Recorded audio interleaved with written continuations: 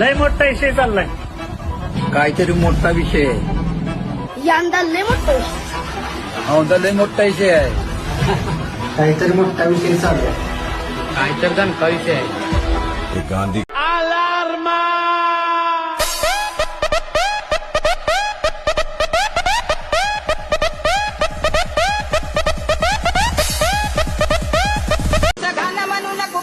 संपला का तो? नाही रे, आता तर सुरू झालाय. आपला विषय खोल आहे.